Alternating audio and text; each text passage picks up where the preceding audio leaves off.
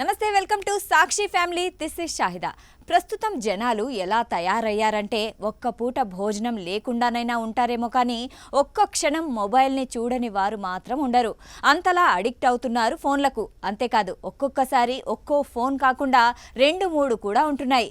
Emergency టైంకి help చేయడం, సమాచారాన్ని త్వరగా చేరవేయడం, అరచేతిలో అంతర్జాలం చూపించడం, వీటితో పాటు బోలెడంత ఎంటర్టైన్మెంట్.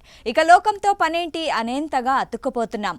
అయితే దీన్ని ముందుగా గమనించకపోతే చాలా సమస్యలు వస్తాయని చెబుతున్నారు ఎక్స్పర్ట్స్. ఉదయం లేవగానే ఏ మెసేజ్ వచ్చింది, రీల్ కి ఎన్ని కామెంట్స్ వచ్చాయి, పోస్ట్ కి ఎన్ని లైక్స్ వచ్చాయి, ఇదే యాంగ్జైటీతో ఉన్నారు చాలా మంది.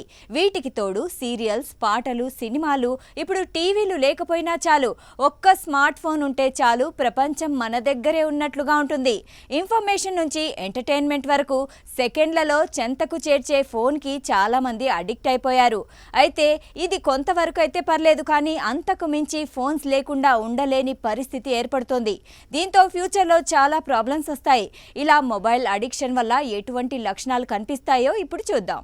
నిద్ర లేవగానే ఫోన్ని చూడ్డం, ఏం మెసేజ్ వచ్చిందో, ఎవరేం కాల్ చేశారో, ప్రపంచంలో ఏం జరుగుతుందోనని చాలామంది ఉదయం లేవగానే మొబైల్ని చెక్ చేస్తూ ఉంటారు.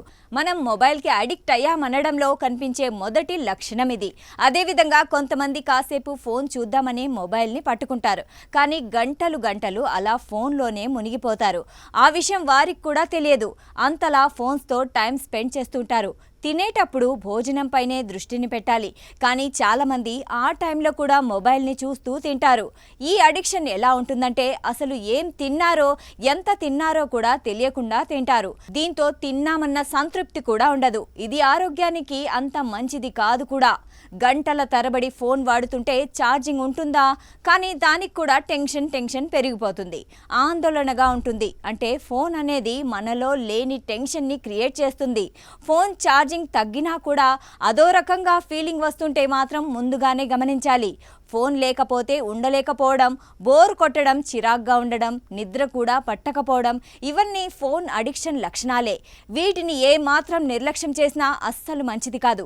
దీంతో మొబైల్ లేకపోతే పిచ్చి పట్టేలా అనిపించి చాలా ఇబ్బందిని ఫేస్ చేస్తారు.